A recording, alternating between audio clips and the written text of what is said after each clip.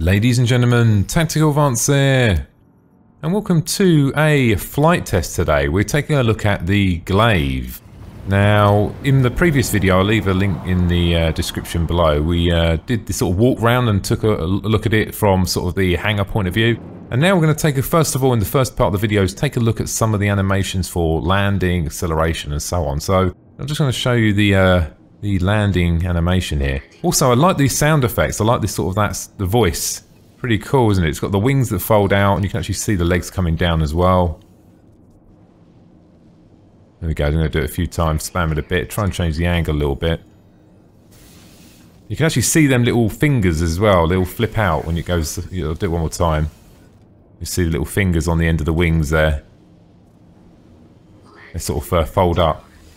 Now you could argue and say that's absolutely pointless, what's the point of having it there, but I think that's just pretty cool. Now we'll do a quick stop start and see how we get on.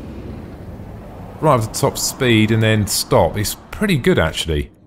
I found stop starting on this is very, very good, so it gives you the ability to control the acceleration and stop before you actually hit something. You actually have a... I must admit though, in Star Citizen this view does look absolutely fantastic, although you can... I've seen actually a couple other YouTubers actually play Vandal Swarm like this, but I mean it's incredibly hard. So we're going to flip out now and take a look in another view, I think. Next bit we're going to take a look at, we'll look at the animations of the actual wings. They actually animate as you go up and down. Now, you're seeing this little clip here. Yeah, once again, I mean, it's slightly pointless having that there sort of for space, obviously, because it's not going to make any difference, but it will obviously affect the planet side aspect of it, I should imagine. Have a good look around it now. You can see the actual weapons as well, which are pretty good. We'll talk about that in this sort of last bit of the video. Nice thrusters as well, look nice. I like the sound effects of the weapons as well. I think they've got that spot on now. They're getting good at that. Much, much better than the sort of previous iterations. You can see inside here as well. You've got a really sort of good view around as well. Very, very good. One of the better ships, I would say. Unlike some of the other ones where you've sort of got that front section totally blocked by something in front of you, which is slightly irritating. So, jumping into some Vandal Swarm now. Now the first observation I made with this ship is very, very twitchy. Now you could put that down to, okay, it's very, very sensitive on the controls. When I first got hold of this and jumped into Vandal Swarm, I've really, really struggled for the first, probably first couple of goes I had. When I say couple of goes, I mean going through the waves. Yeah, I did struggle, but once I got used to it, I sort of really, really enjoyed it. I sort of zoned out. It's one of them ships where once you start enjoying it and you get the accuracy good, because obviously they're all fixed mount, it becomes much more enjoyable and you sort of really climb in. Now the weapons on this are actually pretty good, I found. That single repeater, it's very hard to hit the target because it's sort of fire, you know, and there's a long, long pause.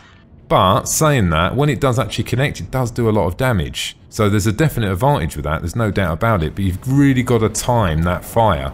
Because if you get that fire wrong, then all you're relying on then is basically your normal repeaters. Not the end of the world. You can tear a ship apart with them repeaters, it just takes a little bit longer.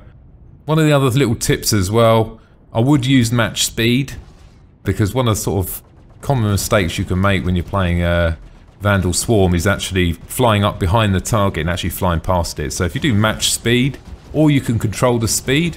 I actually control the speed actually, because sometimes I push closer for different reasons. And I find it works well for me as well. As long as you're staying on the rear of the target, then he can't get his guns on you, and then theoretically, you know, you won't die. Unless obviously you get shot from the rear by another ship. But I suppose at that point, swap target. If you've been attacked, try not to zone out on that target you're sort of focusing on in front of you, and then just pull away from that target. If he's not shooting you and something else is shooting you, go for the one that's actually shooting you. On the topic of Arena Commander as well, I've noticed that the Vandal don't fire as many missiles as they used to, which is a good thing. I mean, they do at the higher waves, but no way what it was like before. Also, keep in mind at the moment there's a free flight on the Merlin, so if that was a ship that you fancy getting, I did make a little video of that probably about a week ago now, and that's actually on free flight as well. I'm going to do a flight test of that as well, sort of more of a short-range fighter supporting ship. Yeah, we also had a patch update as well, nothing major really guys. small patches. I think there were small repairs than anything else. I would definitely say this is a skill-based ship. I'm definitely not a skilled player. I'll say I'm average. Oh, I don't know if you've noticed as well. Can you see on the glass as well when it steams up? You can see this little face as well. You might have to rewind back to see that. But yeah, I wouldn't think about going and getting this if you are going to be playing the game every now and again or something. If you want to focus on the FPS aspect of it, this definitely could be the ship for you. There's no doubt about it. And I think once you've mastered this ship, I think it actually give you a good broad capability, sort of ships down. I mean, because things like the Hornet, because you've got the gimbal mount, you can really rely on that. Well, on this, it's all down to the fine art of aiming that lead pip, you could call it. So anyway, ladies and gentlemen, I hope you enjoyed the video today. Looking forward to making that next video on the Merlin, guys, so that should be up hopefully. Trying to do it this week. If failing that, it'll probably be over the weekend. Anyway, ladies and gentlemen, I hope you've enjoyed the video today. Thanks for watching, and don't forget to subscribe. Bye now.